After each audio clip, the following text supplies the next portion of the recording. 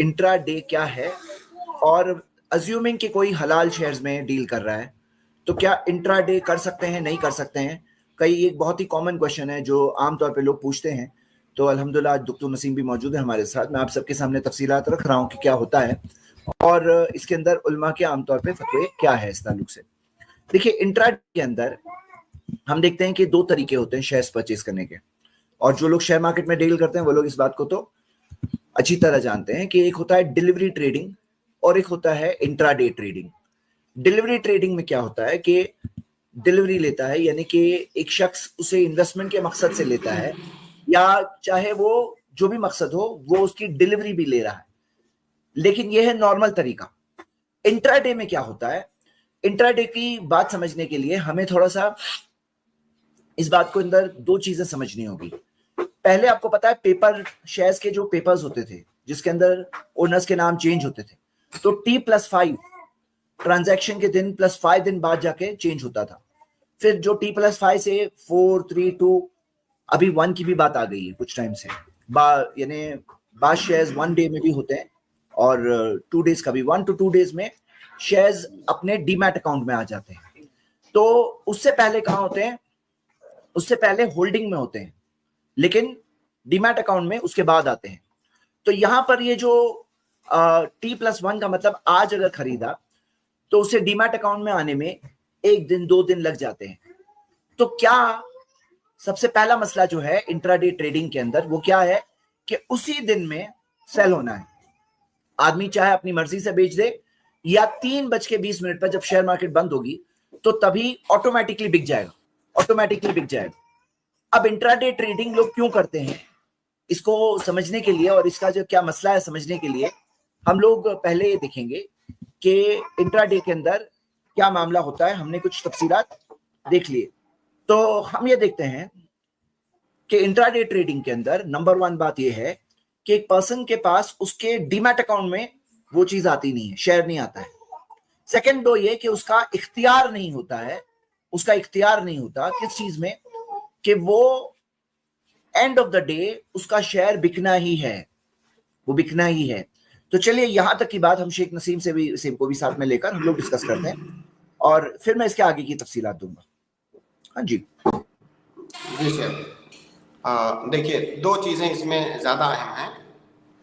पहली चीज तो ये कि जब आपने शेयर खरीद लिया तो आप उस शेयर को उस वक्त तक बेच नहीं सकते शरान जब तक वो शेयर आपके कब्जे में ना आ जाए।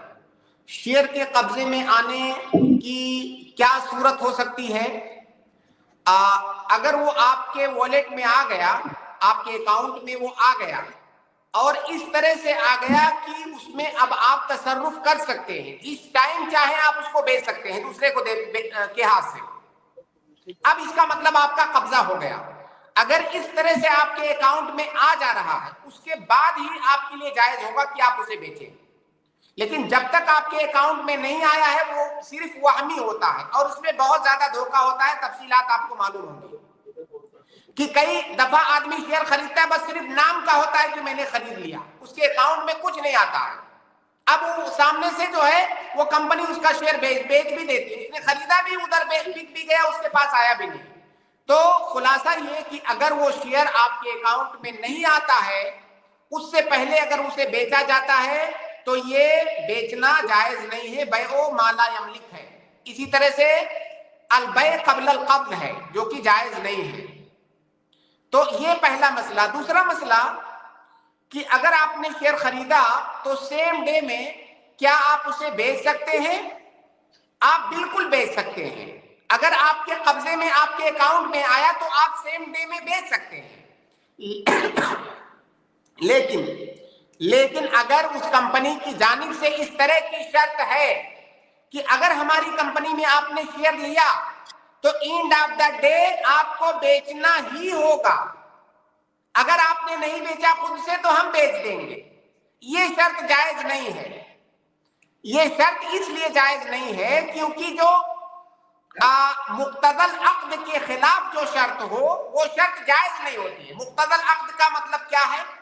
किसी चीज के खरीदने का तकाजा ये है, जैसे मैंने ये कलम खरीदा, अब इसका मतलब मैं इसका मालिक हूं। जब मैंने खरीद लिया तो मैं इसका मालिक हूं, मैं जैसे चाहूं इससे फायदा उठाऊं, जब चाहूं किसी को दे दूं, जब चाहूं ये बेच दूं। ये मुक्तदल अक्द है, यानी मुकम्मल तौर से मेरे होल्ड में ये चीज आ गई। लेकिन अगर मुझे किसी तरह मजबूर किया जा रहा है कि नहीं, इससे आप ऐसे, ये कलम तो खरीद लो लेकिन आप इससे लिख नहीं सकते, सामने वाला बोले कि कलम आप खरीद लो मुझसे, लेकिन इस शर्त के साथ कि आप लिख नहीं सकते, इस शर्त के साथ कि 2 घंटे के बाद आपको इसे बेच देना है, तो ये अक्द का जो तकाजा होता है उस तकाजे के खिलाफ है, लिहाजा ये शर्त जायज नहीं है। जी जी जी जी, जज़ाकल्लाहु खैर शेख। जेड भाई रिमूव हुए हैं किसी वजह से, अभी इंशाल्लाह ज्वाइन होंगे। तो शेख जी आ गए। मैं इसमें एक चीज पूछना चाहता हूँ। जी शहबाज भाई पूछिए। जी जेड भाई। शेख असल में शेयर मार्केट का जो मकसद था ना, वो इन्वेस्टिंग का था कि लोगों से जो है सरमाया लिया जाए और अपने कारोबार में लगाया जाए। अच्छा, एक मिनट शहबाज भाई, मैं आपको होल्ड कर, शहबाज भाई मैं होल्ड करता हूँ क्योंकि वो इंट्राडे वाला टॉपिक इनकम्प्लीट है ना, थोड़ा कंप्लीट हो जाए फिर बाद में ठीक है न्यू टॉपिक। ओके जी, तो मैं जो पावर पॉइंट बता रहा था मैं जरा कंटिन्यू करके कंप्लीट कर देता हूँ। बहुत सारे लोग पूछ रहे हैं कि कैसे शेयर्स पता चलेंगे, तो वो आपको बताया गया है कैसे जो है हलाल शेयर्स आप तलाश कर सकते हैं पिछली स्ट्रीम्स में हमारी, तो आप देख सकते हैं तरक्की वाली स्ट्रीम्स जा करके। ठीक है, तो देखिए मैं आप लोगों को एक शॉर्ट में कुछ बातें और शेख से भी एक बात पूछूंगा जो इम्पोर्टेंट है। जरा कंफर्म करें कि मेरी आवाज सुनाई दे रही है शेख, फिर एक बार। जी हाँ आ रही है आपकी आवाज। ठीक है, तो देखिए सबसे पहले इंट्राडे और रेगुलर ट्रेडिंग के अंदर कुछ चीजों को समझना बहुत जरूरी है। जी, जो शेख बता रहे थे कि ये जो मजबूरी वाला मामला है कि 3:20 पे आपके शेयर्स बिक जाएंगे, शेख मैं तभी डिस्कनेक्ट हो गया था, वो लाइन आप प्लीज रिपीट कर देंगे। मैंने ये बताया कि ये जो मुख्तदल अक्द के खिलाफ है, अक्द का और बै का एक तकाजा होता है, ये उसके खिलाफ है। अक्द का बै का तकाजा ये है कि जो मुश्तरी है वो सामान का मालिक हो जाता है, जैसे चाहे उसको इस्तेमाल करे, उसको जैसे भी चाहे कानून के दायरे में रहते हुए, शरीयत के कानून के दायरे में रहते हुए इस्तेमाल करे। अब अगर उससे मजबूर किया जा रहा है कि नहीं आपको इसे बेचना ही है या आपको इससे फायदा नहीं उठाना है, आप इसे इतने दिन तक अपने पास नहीं रख सकते, तो ये उसके अक्द के तकादे के खिलाफ है, इसलिए शर्त जायज नहीं। सही बात है। तो यहाँ पर अब ये जो इंट्राडे के अंदर कई प्रॉब्लम्स है। सबसे पहला प्रॉब्लम तो हम लोग देख रहे हैं कि ये इसके अंदर पोजेशन वाली एक बात का क्वेश्चन उठा, हम उस बारे में थोड़ा और डिस्कशन करने वाले हैं क्योंकि वो एक और चीज एंगल से इंपॉर्टेंट है वो डिस्कशन। लेकिन दूसरा जो एंगल है कि वो चीज का पोजेशन यानी कि वो चीज की मिल्कियत, ओनरशिप उसकी बराबर थी ही नहीं। ओनरशिप का मतलब क्या है कि जैसे मिसाल के तौर पर ये मेरा मोबाइल है, मैं जैसे चाहूं उसको बेचूं, गिफ्ट दे दूं, मेरा मोबाइल है, तो क्या ऐसा इख्तियार है वो इंट्राडे वाले के पास? क्या इख्तियार है? तो नहीं है, वो तो बेचारा मजबूर है, उसके पास एक दिन जितना इख्तियार है, एक दिन के अंदर अंदर जब बेचना है बेच लो, नहीं बेच पाए एक दिन के अंदर तो एंड में बिक जाएगा खुद ब खुद। इख्तियार है क्या उसके पास? इख्तियार नहीं है। तो ये तो एक पहला प्रॉब्लम है ही। इंट्राडे के अंदर हम देखते हैं कि ओनरशिप वाला मसला जो है, ये भी एक बात है जो काबिल गौर है कि अब यहाँ पर जो T+1 के अंदर वो जाके डीमैट अकाउंट में आता है। हम इस बारे में थोड़ा डिस्कशन और करेंगे थोड़ी देर बाद, मैं कुछ एक एंगल शेख के साथ डिस्कस करना चाहता हूं। तो यहां पर हम एक और चीज क्या देखते हैं कि जैसे मिसाल के तौर पर अभी ये जो ये सेबी का आप ये देख रहे हैं सर्कुलर कि इंट्रोडक्शन ऑफ T+1 रूलिंग, जो T+2 था पहले, अभी जाकर कुछ टाइम पहले, कुछ साल पहले T+1 का भी इंप्लीमेंटेशन स्टार्ट हो गया और उसी तरफ बात चल रही है। T+0 तक बात पहुंचेगी नहीं कि सेम डे जाकर सेम डे आ जाए, तो उस बारे में एक बड़ा हॉट डिस्कशन है कि हो पाएगा नहीं हो पाएगा। लेकिन यहां पे एक बहुत इंपॉर्टेंट एंगल है मार्जिन ट्रेडिंग का। लोग अक्सर इंट्राडे में क्यों जाते हैं? जैसे हम इसकी कहानी देखते हैं आसान तरीके से। सपोज करो कि एक मिस्टर ए है जो 1 लाख रुपए लेकर शेयर मार्केट में गए, उन्होंने अपने शेयर्स खरीद लिए, 1 लाख रुपए का इन्वेस्टमेंट है उनका। मिस्टर बी क्या करते हैं? मार्जिन मनी होता क्या है इंट्राडे के अंदर, शेख आपको भी सब लोगों के लिए, कि इंट्राडे के अंदर क्या होता है, अप टू 5x लेवरेज मिलती है। Up to 5x leverage. 5x leverage का मतलब क्या? ब्रोकर कहता है कि तुम्हारे पास तो है 1 लाख, लेकिन तुम 5 लाख के शेयर्स खरीद लो, बाकी 4 लाख कहां से आए? बाकी 4 लाख वो ब्रोकर किसी तरह से अरेंज करता है, उसके मेथड्स होते हैं। और हकीकत में यहां पे एक दूसरा प्रॉब्लम होता है कि इसके अंदर फाइनेंशियल इंस्टीट्यूशंस वगैरह इन्वॉल्व होते हैं, उनका इंटरेस्ट एक तरह से इन्वॉल्व होता है। ब्रोकर ये क्यों कर रहा है? ब्रोकर आपको 4 लाख एक्स्ट्रा क्यों दे रहा है? क्योंकि अब आप 1 लाख नहीं खरीदोगे, आप 5 लाख के शेयर्स खरीदोगे और 5 लाख के शेयर्स बेचोगे, यानी उसको डबल पैसे वो मिलने वाले, खरीदने वाले भी बेचने वाले भी, और 1 लाख के नहीं मिलने वाले, उसको 5 लाख के मिलने वाले। लेकिन सवाल क्या है, इसका फर्क क्या पड़ता है? इसका फर्क ये पड़ता है, अब ये 1 लाख का इन्वेस्टमेंट जिन्होंने किया, सपोज करो शेयर्स की वैल्यू हो गई 1,10,000, तो इनका प्रॉफिट कितना हुआ? 10,000 का प्रॉफिट हो गया। लेकिन जो लेवरेज के अंदर जिसने 1 लाख लेकर गया था, लेकिन 5x लेवरेज के साथ में 5 लाख के शेयर्स खरीदा था, वो 5 लाख के शेयर्स हो गए 5,50,000 के, तो इसके पास कितना नफा हो गया? 50,000 का प्रॉफिट हो गया। अब लोग उस लालच में होते हैं कि इंट्राडे के अंदर एक ही दिन के अंदर अंदर मैं अपनी कैपेसिटी से 5 टाइम्स ज्यादा का बिजनेस करूंगा, 5 टाइम्स ज्यादा बेचूंगा और 5 टाइम्स ज्यादा नफा कमाऊंगा। लेकिन नफा कमाने के साथ एक और चीज होती है, नुकसान भी तो होता है। सपोज करो 10,000 वैल्यू कम हो गई, 1 लाख की शेयर्स की वैल्यू 90,000 हो गई, तो इनका 10,000 का लॉस हो गया मिस्टर ए का। लेकिन मिस्टर बी जो लेवरेज यूज कर रहे हैं, उनका क्या हो गया? 50,000 का लॉस हो गया, यानी नफा भी ज्यादा, नुकसान भी ज्यादा। अब उनके वो जो 1 लाख है, वो एक तरह से उसके अंदर से ही एडजस्टमेंट होगा, यानी 50,000 का लॉस हुआ तो वो 1 लाख लेके गए थे, अभी 50,000 उनके हाथ में बच गए, 50,000 का लॉस हो गया। कमाने के लिए 50,000 कमा लिए, गंवाने के लिए 50,000 गवा दिए। अब ये जो 5x की लिमिट है, इसके अंदर भी आप देखोगे कि ये लिमिट जो है 5x की सितंबर 2021 में हुई, जब सेबी ने आकर के उसके अंदर रोक लगाई। नहीं तो मार्जिन मनी 40 टाइम्स 50 टाइम्स तक मिल जाता था। आप देख रहे हैं ये आर्टिकल में 40 टाइम्स, यानी आदमी 1 लाख लेकर गया है, 40 लाख का ट्रेडिंग कर रहा है।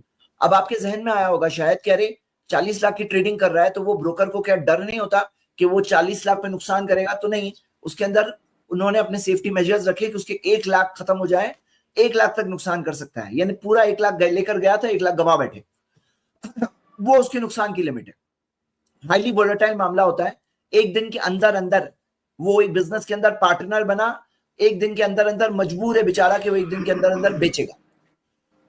अब इसके अंदर क्या है मामला, ये जो लेवरेज वाला सिस्टम है, इस वजह से लोग इंट्राडे की तरफ अट्रैक्ट होते हैं। उलमा का क्या फतवा है इंट्राडे के ताल्लुक से? तो हम देखते हैं इस्लामिक फिक काउंसिल जो मुस्लिम वर्ल्ड लीग की है, उसका फतवा मौजूद है। उन्होंने कहा कि ये हराम है। किस वजह से? पहली वजह सूद की वजह से, इसमें सूद है, भले ही वो कोई चार्जेस के अंदर बिल्ट इन होता है। नंबर दूसरी वजह ये होती है कि इसके अंदर वो जो कर्ज मिल रहा है वो एक शर्त के साथ कर्ज मिल रहा है। अच्छा, ये टॉपिक मैंने फॉरेक्स ट्रेडिंग के टाइम पर भी लिया था, क्योंकि फॉरेक्स के अंदर भी सेम मसला लेवरेज वाला, और बल्कि फॉरेक्स से लेवरेज ज्यादा मिल जाती है। यहाँ पे लेवरेज कितनी? 5x तक की लिमिट आ गई। तो यहां पर ये कायदा है ला यहिल्लु सलफुन व बैउन, कि हलाल नहीं है। नबी सल्लल्लाहु अलैहि वसल्लम ने फरमाया कि कर्ज और तिजारत, यानी कि आदमी कर्ज शर्त पे दे रहा है कि तुम्हें ये लेना पड़ेगा। अब वो ब्रोकर ऐसे तो नहीं दे रहा है कि जाओ 5 लाख लो, जो भी जरूरत है अपनी पूरी करो, और फिर सामने वाले ने अपने शेयर्स में इन्वेस्ट किया, वैसा मामला नहीं होता है। उस शर्त पे दिया हुआ होता है कि तुम ये शेयर्स खरीदो, उसके लिए है, इसके लिए मैं तुम्हें कर्ज दे रहा हूं। और इसके अंदर कई सारे और प्रॉब्लम्स होते हैं। मार्केट में वोलेटाइल हो जाती मार्केट। जैसे मिसाल के तौर पर ये जो आदमी 1 लाख लेकर गया था, वो 1 लाख जितना मार्केट को हिला सकता है, लेकिन लेवरेज की वजह से 5 लाख जितना हिलाने की कैपेसिटी हो गई। और ये लिमिट आने के बाद, लिमिट आने से पहले तो 1 लाख लेकर के 40 लाख तक का मार्केट को हिला सकता था। यानी कि ज्यादा फ्लक्चुएशंस की वजहों में से एक बड़ी वजह लेवरेज है। एक वजह तो फ्यूचर्स एंड ऑप्शंस थी, एक वजह लेवरेज है। तो ये इस ताल्लुक से हमने बातें देखी। मैं डॉक्टर नसीम से भी सुनना चाहता हूँ, फिर मैं अगले टॉपिक की तरफ बढ़ूंगा जो मैं इसी ताल्लुक से रिलेटेड मौजूद है। जी, जो बातें आपने नकल की मुजम्मा के हवाले से, वो बिल्कुल सही है, परफेक्ट है। कि वो जो बीच में ब्रोकर होता है वो कर्ज देता है। पहली बात तो वो सूदी कर्ज होता है, अदम जवाज के लिए ही काफ़ी है। दूसरी बात, वो कर्ज इस शर्त पर देता है कि आपको इसे खरीदना है। तो ये बैउन व सलफुन, ला यहिल्लु बैउन व सलफुन के अंदर ये चीज़ दाखिल है कि वो कर्ज इस शर्त पर दे रहा है कि मैं उसी वक्त दूंगा जब आप ये चीज़ खरीदोगे। तो इब्तिदा में ही इसके अंदर 2 खराबियां आ गई, और दोनों की वजह से, किसी एक की वजह से भी ये चीज हराम हो जाती, जबकि इसके अंदर 2 खराबियां इब्तिदा ही में आ गई। जबकि आगे की और जो चीजें हैं बाद में, उसका कब्ज ना होना, कब्ज से पहले बेच देना, या ये शर्त होना कि आपको एंड ऑफ द डे बेचना ही है, वो खराबियां तो बाद में आई। शुरू में ही 2 खराबियां हो गई, बैउन व सलफ एक ही मामले के अंदर, और दूसरा ये है कि इसके अंदर सूद होता है। शेख, अब यहाँ अहम मसला, जो यहाँ पर जो लोग फिल्ट्रेशन करते हैं उनमें भी इस मौजू पर इख्तलाफ है। तो मेरे ब्रदर्स एंड सिस्टर्स, हमने दो बातें देख ली। इंट्राडे हराम है, number 1 intraday trading, number 2 leverage हराम है। हमने दोनों चीजों देख लिया। अब आते हैं कि किसी ने डिलीवरी तौर पर खरीदा है, यानी कि शेयर्स इंट्राडे सिस्टम से नहीं खरीदा जिसके अंदर एक दिन के आखिर तक उसके अकाउंट से चले जाएगा, बिक जाएगा, सेटल हो जाएगा। अब उसने डिलीवरी ट्रेडिंग कर रहा है, यानी कि वो शेयर्स की को ओनरशिप लेने के एतबार से आगे बढ़ रहा है, लेकिन शेयर्स की ओनरशिप उसके डीमैट अकाउंट में कब आएगा? अगले दिन आएगा। अब यहां पर जो फिल्ट्रेशन सर्विसेज है उनमें दो अलग अलग राय है। एक तरफ वो लोग हैं वो कहते हैं कि नहीं, जब तक तुम्हारे डीमैट अकाउंट में ना आए तब तक तुम नहीं बेच सकते। दूसरे तरफ वो लोग वो कहते हैं पैसे तो इसके चले गए, इख्तियार तो इसके पास आ गया है, यानी कि वो जो शेयर्स जो है जो उसके भले डीमैट अकाउंट में नहीं आए, लेकिन उसके अंदर एक और चीज होती है कि उसके शहबाज भाई आप इस बारे में और तफसील भी मेंशन कर सकते हैं कि उसके होल्डिंग में तो आ गया है। अब वो उसे बेच तो सकता है, पैसे भी पूरे लग गए। अब वो जमाना था जब पेपर पे शेयर्स ट्रांसफर होते थे, अब वो सिस्टम से ऑटोमेटिक सिस्टम में तो बात आ रही है, यानी डिजिटलाइज मामला हो गया है और उसको और फास्ट बनाने की कोशिश कर रहे हैं वो लोग। लेकिन पैसे तो आपके अकाउंट से पूरे चले गए, और जो शेयर्स आपके अकाउंट में आए उसके अंदर भाव बढ़ेगा घटेगा, उसके नफे और नुकसान के जिम्मेदार अब आप हो पूरी तरह से, अब किसी और की बात है ही नहीं। तो यहां पे सवाल क्या है हमारा कि क्या उसे अगले दिन का इंतजार करना पड़ेगा, या जिसे कहते हैं BTST, buy today sell tomorrow, हाँ, यानी कि कल तक अगर अपने डीमैट अकाउंट में आया तो कल ही बेच पाएगा, या हो सकता है कभी कभार 2 दिन बाद अकाउंट में आए तो 2 दिन बाद बेच पाएगा। तो यहाँ पे सवाल क्या है कि इस बारे में कौन सी राय ज्यादा मजबूत होगी, किस तरफ हमें लोगों को गाइड करना चाहिए? जी शेख। देखिए, जब तक वो आपके अकाउंट में नहीं आता है तब तक बेचने का इख्तियार नहीं है आपके पास। अकाउंट में ना आने का सीधा मतलब है कि आपके कब्ज में नहीं आई वो चीज।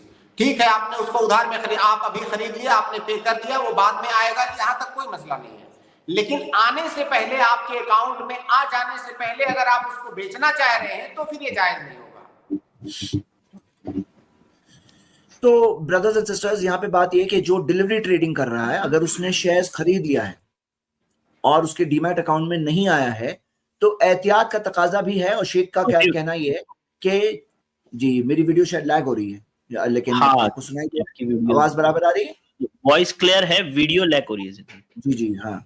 तो जहां तक ये सवाल है कि अगर आपके पास डीमैट अकाउंट में नहीं आया है तो शेख डॉक्टर नसीम भी उसी तरफ ये है कि भाई मत बेचो। और इसके अंदर एहतियात का मामला भी बहुत अहम होता है। देखिए, कई बार क्या होता है कि कोई चीज होती है जो हलाल वाजे होती है, हराम वाजे होती है, दरमियान में शक वाली बातें भी होती है कि यहाँ पे कभी कभार कुछ मसाइल में शक भी होता है। तो यहाँ पर ज्यादा बेहतर शेख डॉक्टर नसीम तो यही बता रहे कि जब तक आपके पोजीशन में आए, क्योंकि आपको पता होगी, आपने शायद ये स्ट्रीम्स देखी है तो आपने सुना होगा ये हदीस कई बार कि नबी सल्लल्लाहु अलैहि वसल्लम ने फरमाया कि हलाल नहीं है, हाँ, ला यखिल्लु हलाल नहीं है, रिबहु मालम तज़मन, नफा हलाल नहीं होता जब तक आपके जमानत में नहीं आ जाए, आपके पोजेशन में ना आ जाए। देखिए, एक होता है ओनरशिप, आपके ओनरशिप में ना आ जाए।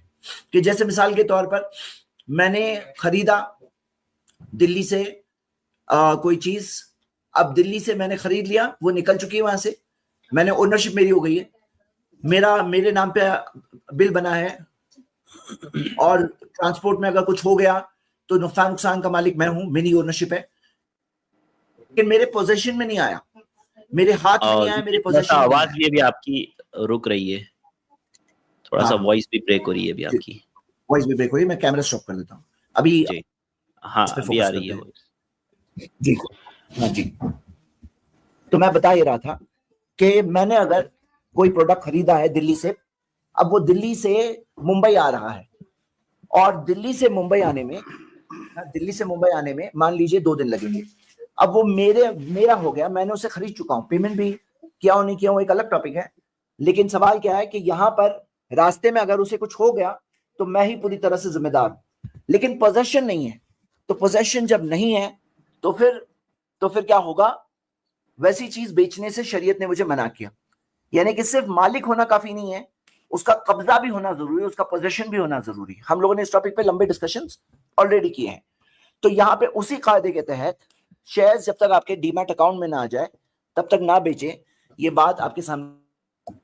रखी जा रही है। उम्मीद करता हूँ कि बात सब लोगों के लिए वाज़ेह हुई होगी। अगर किसी के लिए कोई प्रॉब्लम है, कोई चीज़ कंफ्यूजिंग है, तो आप लोग पूछ सकते हैं इंशाल्लाह सवाल जवाब के दौरान, अभी जो स्टार्ट हो रहा है। इंशाल्लाह, इंशाल्लाह। जज़ाकल्लाह खैर।